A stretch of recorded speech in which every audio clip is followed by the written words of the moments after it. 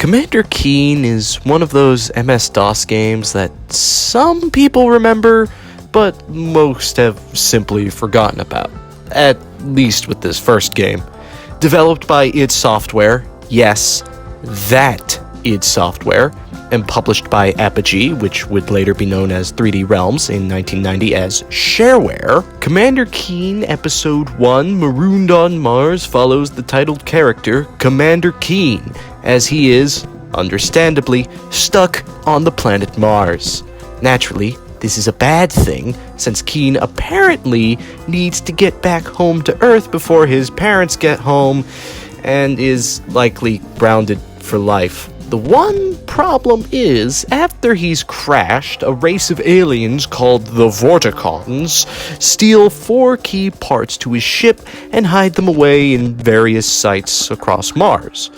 These parts being a joystick, a car battery, a vacuum, and what I can only assume is a bottle of alcohol. Once Keen collects all of these items, he returns to Earth, sees the Martians are in orbit above Earth, and races home as the game ends.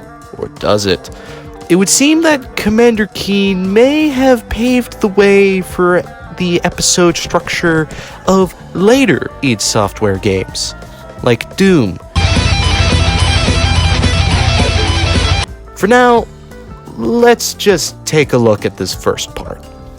Control-wise, it feels like a less refined Super Mario Bros. You run, jump, and shoot your way through stages and try to find those aforementioned parts.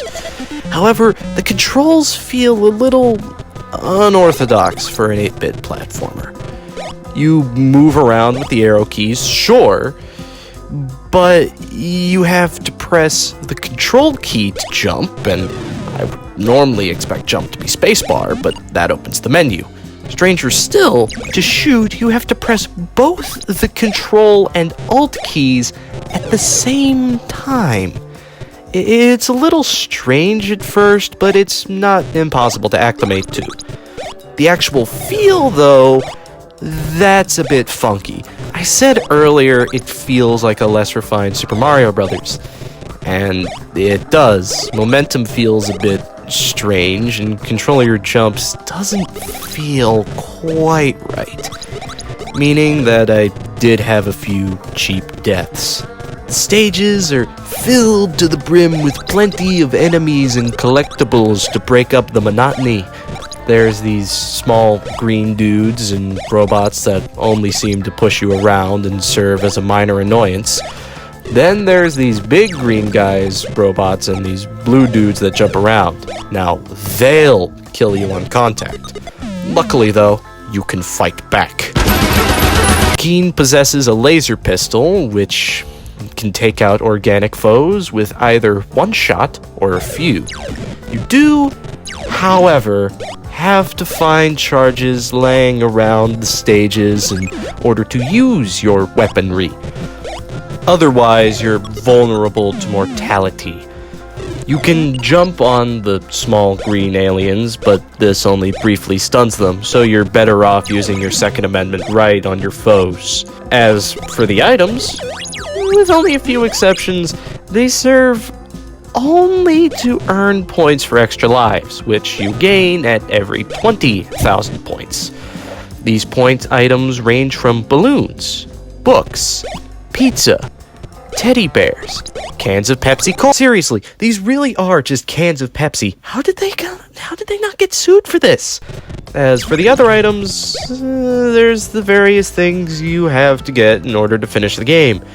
Gun charges, colored key cards, oh god, that's where this started, and a pogo stick, which can be used to jump higher than you originally could. Most of the stages feel rather linear. You go in, do what you have to do, then leave.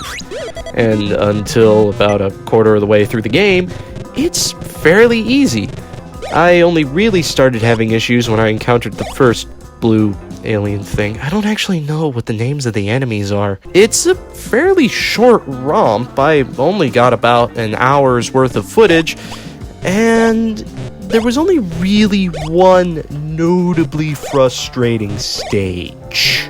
I actually had to look up a map for this part, since it's so long and most of it is a literal maze. But after that, it's fairly easy. Overall, it's not a bad game. Not at all.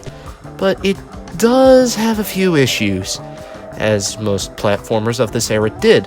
Not to mention that it was on PC and not console. There really isn't much going on in the sound department, a few bleeps and bloops and other PC speaker noises. Though I suppose this is one of those games that you'd play some music in the background to, and honestly I felt like Quiet Riot fit. Honestly, if you wanted to play a classic PC platformer and don't want to shell out the cash for Jazz Jackrabbit, go ahead and find yourself a copy of this. It's free to download on the internet. It is shareware after all. God, I wish I had Jazz Jackrabbit.